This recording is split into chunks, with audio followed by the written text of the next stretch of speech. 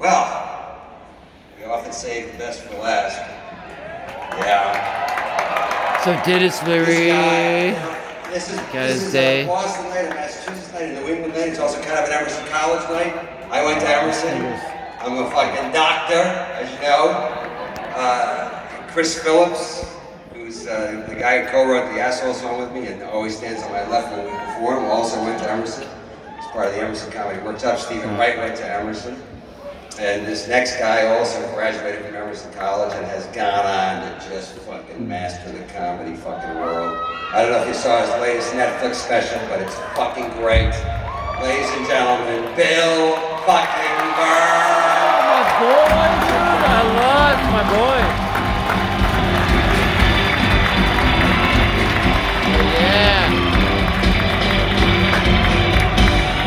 All right, thank you, Dennis Leary, everybody. Dennis Leary, still dyeing his hair. 106 years old, still dyeing his fucking hair. Because what do you want for an intro? I'm like, yeah, just say he's been on Netflix. Because this guy's reinvented the mic stand. One of the most prolific shit joke writers ever. All right, it's nice to be out. It's good for my marriage, you know. Stay away from the wife, give her a couple hours off. It's evidently difficult. Bring tension to the house, you know. We were watching an award show the other night. It was like a month ago. Watching the Emmys. You know, is there anything funnier than seeing a white woman crying in a $10,000 dress? Do you have any idea how difficult my life is? I've been through so much. It's like, lady, you want to see tears? Why don't you go meet the person who had to sew together your dress for fucking $3 a month? I gotta give it up to white women. I don't know how you did it. But somehow you hijacked the woke movement. Stuck yourselves at the front of the fucking line. Swung your Gucci booted feet right over the fence of oppression. I've never heard so many white women bitching in my fucking life. What is the problem? You fucking sellout whores! You stood next to us toxic males through centuries of our crimes against humanity. Didn't say a fucking word. Sat there in the plantation house sucking that white dick. Couple of hashtags, you and you left us like a fucking mob wife when the feds show up. I didn't know he was the gangster. I thought he was a butcher. That's why I thought he had all that blood on his clothes. That was the one to get you to like me. Right, so I spent the summer, I spent it in New York City. I had an acting gig out there. I was playing a fireman, you know. What else am I gonna play, right? Fireman, cop, you know, man dying of a disease. So I grew this big, stupid fireman mustache, right? Which looked great. It looked great when I fireman get up on, you know? But when I just wore regular clothes, I just looked like some sad old queen that never found love. You know, just shuffling the street. And I was doing the gig, it was in June in New York City, which was Gay Pride Month. Crazy. Right? Gay Pride Month. That's a little long, wouldn't you say? An entire month for a group of people that were never enslaved. It's like, how did you get 2 more days than black people? It's like, I get it. Your parents didn't accept you. Football players were mean. That's a far cry from surviving the Amistad, being beaten out of your name, and having to work outside for the rest of your life. I know, this crowd is too white for these fucking jokes. You're like, I don't know where to be on this. I want to be an ally for gay people. I don't want to offend black people. I know, you're not supposed to make fun of gay people, which I don't understand why, okay? Gay guys have ruined steam rooms in this country. Ruined them! You can't go into them. Like 90% of them, they have this little sign outside of it, like, hey, no hanky-panky, ba-doop-a-doop-a-doo. You know what that means. Hey, please don't blow your bearded best friend in here. Other people would also like to use the steam room without slipping on some jizz. Why don't you blow them at home, you fucking animal, right? You think if I finger blasted some woman in a steam room, I'd get some cute sign? Oh, that's I wouldn't. fucked up. My face would be all over Instagram, and the chick would freak out like, actually, I don't think it was consensual. Career over. Gym membership over. So anyways, it's Gay Pride Month, right? And I'm walking down the street, and all of a sudden this lesbian comes walking up the street.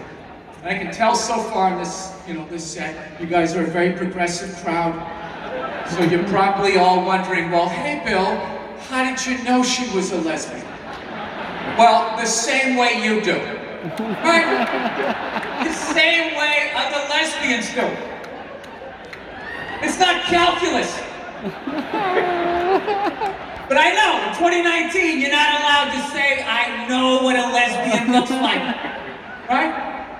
It's funny to me, because it's like some 20, 21-year-old white kid came in here, right, with his hair slicked back, collar popped, wearing loafers with no socks. Right? You'd be like, all right, frat boy date rapist, his dad's a judge, he's not going to jail. Right? You're allowed to see that, right? Lesbian, I don't know. Is this a lesbian? Is that am I like when I say the word lesbian, no picture comes into your brain, right? I'm so progressive. I have experiences, and then afterwards I tilt my head, and they all pour out my ear hole. Listen, I'm not saying all lesbians look alike. I would never say that. But what I am saying is that every once in a while, there's a fucking layup. All right? Flat top, wallet chain, fucking walking up the street. I'm not saying definite, but gun to my head, I'm going lesbian. Right? So she's fucking walking up the street. I'm coming down the street with my gay little mustache. Right? And it's clear we're gonna bump into each other. I don't want to bump into anybody, in New York, especially a woman. So I adjust my walk. I get over to the side, right? We walk a few more feet, and she fucking moves back into my lane again.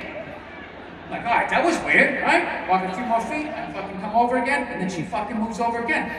Okay? Now we're about 10 feet away from each other. I'm on the curb.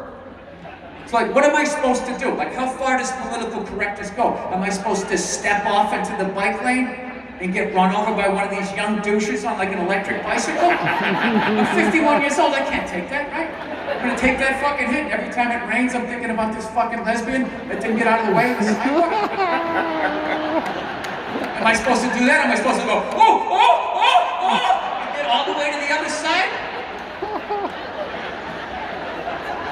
Or do I go Florida, stand my ground, and stiffen up my shoulder?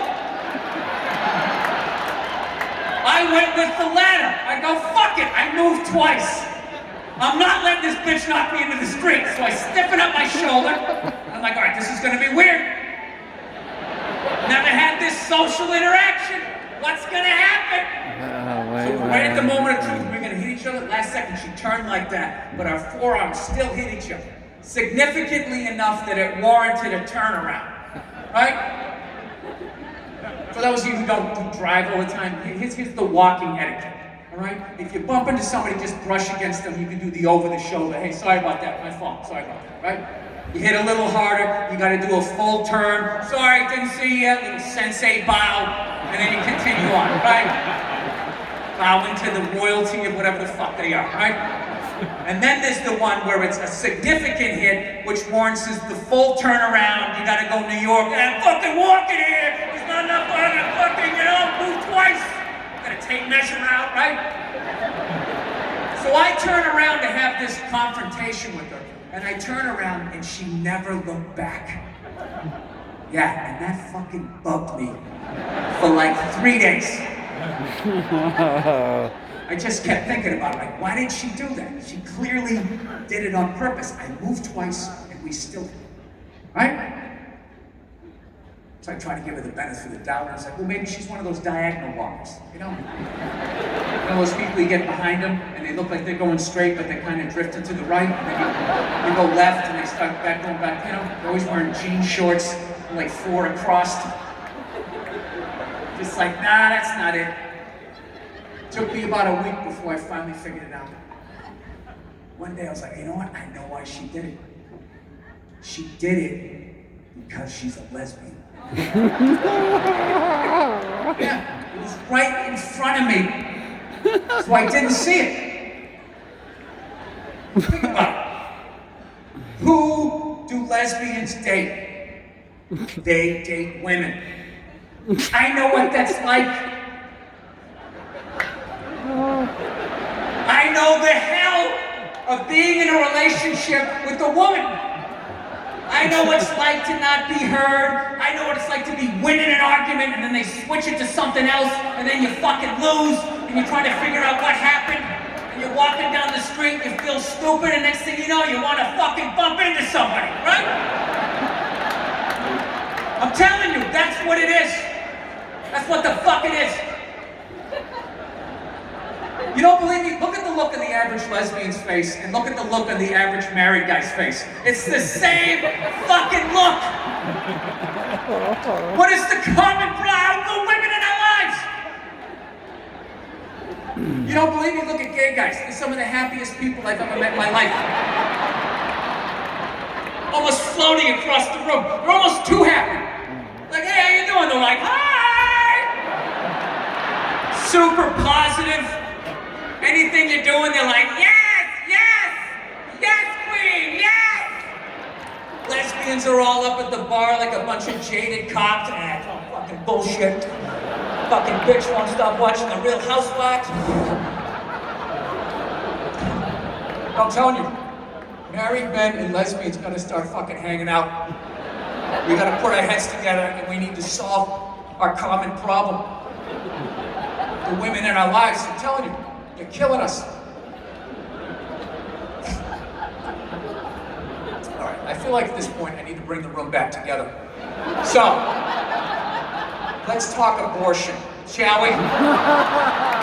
It's a night everybody's giving. It's clearly... All right, when I went to New York, right? That was during that time when Alabama was gonna roll back the Roe v. Wade, right? And everybody in New York was freaking out, like, oh my God, can you believe what's happening in Alabama? Can you believe what's happening? It was hilarious. It was like the first time in history New York City gave a fuck about Alabama for longer than 3 hours. You know, they had like money on a game. Maybe they gave a shit, right? They're gonna roll. They said, what do you mean you can't believe what's happening in Alabama? They had a hurricane down there a couple of years ago. You fucking sat that one out, didn't you, New York? A bunch of babies getting swept out to the Gulf, didn't say shit. Can I believe what's happening in Alabama? What are you talking about, the school system since the Civil War? What are you talking about? Like, they're gonna roll back Roe v. Wade. It's like, what fucking business is that of yours? We're fucked. Who the fuck are you to tell another state what they can and can't do? Right? Yeah, what, because you got an M&M store? All of a sudden you're going to tell these people when they can take their overalls off and take a chance? The fuck you worried about? You're 6 states away. What, are you going to go to Alabama and fuck somebody? Taking a race at Talladega, get bent over in El Camino? Huh? Hear those overalls being undone, turn around, see those toes digging into the dirt? Some sort of fantasy? I have a weird take when it comes to abortion. I'm 100% pro-choice, you know? I really believe that. Like, it's your body. Yeah, it's your choice, right? But having said that, I still think you're killing a baby. Yeah, that's where it takes a left turn. I mean, that's what you're doing. It's the whole point of the procedure. You're not going in there because you got an earache. You're going in like, I got a baby in me, get it out of here! went in with the baby, you came out without one. What happened to the baby? Is it like that cheesy magic trick where they stuff the handkerchief into the hand?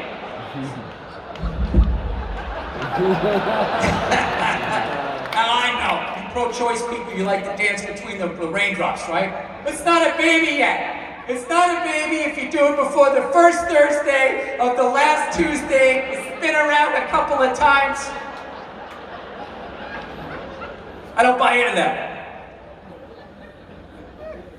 That'd be like if I was making a cake and I poured batter in a pan and I stuck it in the oven and then you came by 10 minutes later and you threw it on the floor.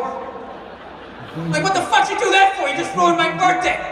That's not a birthday cake. It's like, well, it would have been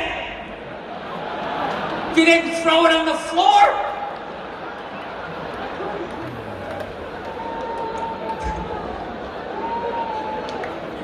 So, I don't know, it always reminds people. I don't know why you always put the funny fat guy on last. I don't know why. Are you with me, Chris? Anyway, plumbing. So I'm a dad now, as I mentioned. No, I think it's good that you guys are killing your babies, by the way. I really want to say that. Think about some of the traffic you sat in on the way here. It's a good thing that a lot of you are sending them across the kitchen floor. Think about it. You know, the Big Dig was a failure. They didn't add any more lanes. They just put the nightmare traffic underneath, you know? If you're honest with yourself, you really haven't achieved anything great. Neither is the person you're banging. What are the odds you're gonna make somebody great?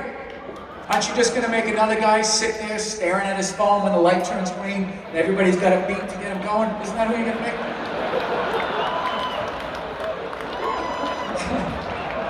It's one of the greatest things you could ever do. Did you guys watch that documentary, Free Solo? You seen that thing? Yeah. It's a great documentary. It's about this guy that climbs mountains without any sort of safety equipment whatsoever.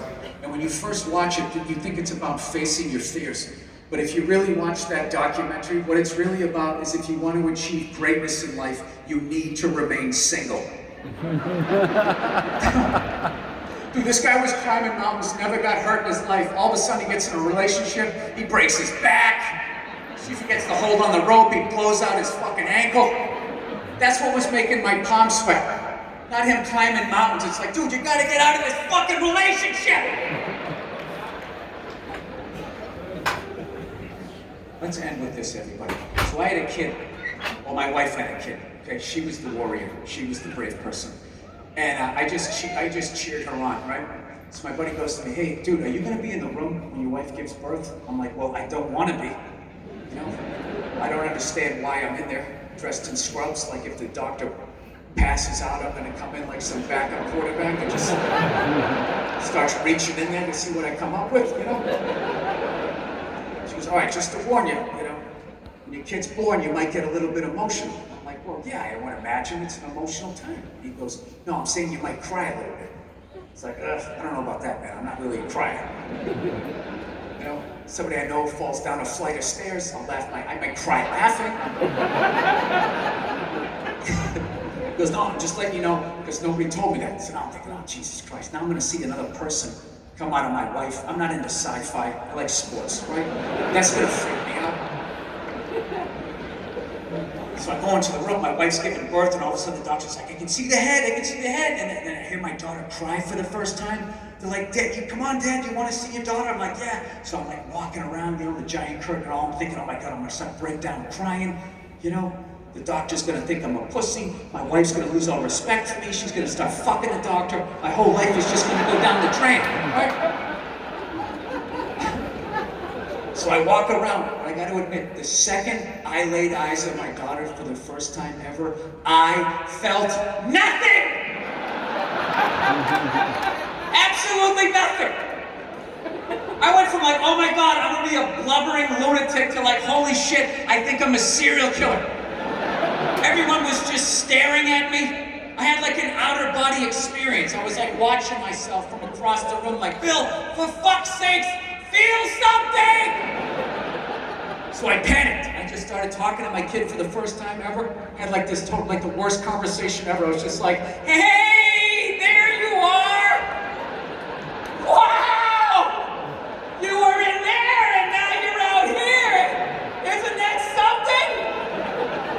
nurse is just looking at me like, you want me to clean her off? I was just like, yeah! She cleans her off. Fortunately, everything's there. They wheel her in the bath and then, come on, Dad. I go into the other room and then they leave to attend my wife. And the first time ever, she left me alone with my kid. My kid was crying, and I'm ashamed to admit it never dawned on me to pick her up.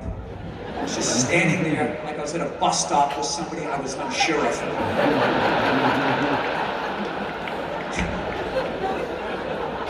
Yeah, they said it was gonna rain. I guess they were wrong, huh? You're not gonna stab me, are you? So at one point, my daughter's arm got free, and she reached up, and I just stuck my pinky down, and she squeezed my finger, and for the first time ever, I felt her life. The life that I helped create. And she squeezed it, and still nothing. Hannibal Lecter, heart rate not going up, not going down. At that point, a wave of depression washed over me. I was like, oh my God, I'm like a night stalker. Like, this is the biggest mistake I ever made in my life. This poor kid has me as a dad. I'm gonna leave her on top of the car. I'm gonna drive down the street, be so self-involved with my own thoughts. I should have told my 9th grade math teacher to go fuck himself, right? This kid's up there freezing to death, people driving next to me. You got a baby! There's a baby up there! What do I use my turn signal? Right? So for the next 3 hours, I'm just faking it, right? People are coming up saying hello. How's it feel to be a dad? I'm like, it's like your heart's outside your body and shit I've heard normal people say. Like 2 hours later, my wife wakes up, right? She had this playlist because she's a planner, right?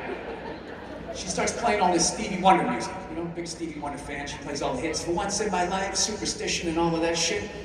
And then all of a sudden, Isn't She Lovely comes on, right? And I'm listening to the words, and I'm looking at my daughter, and finally it starts coming together. Like, holy shit, this is my daughter. She's so innocent, man. What if somebody ever tries to hurt her? And then my first thought was just like, what would I do? And then out of nowhere, I just whispered out loud to nobody. I just go, I will fucking kill you. And I looked up and there was a nurse like 3 feet away. I was like, oh shit. All right, that was taken out of context. I wasn't talking to you. I wasn't talking to the baby. I love her to death. Leave me alone. All right, I'm out of time. You guys were awesome. Thank you so much.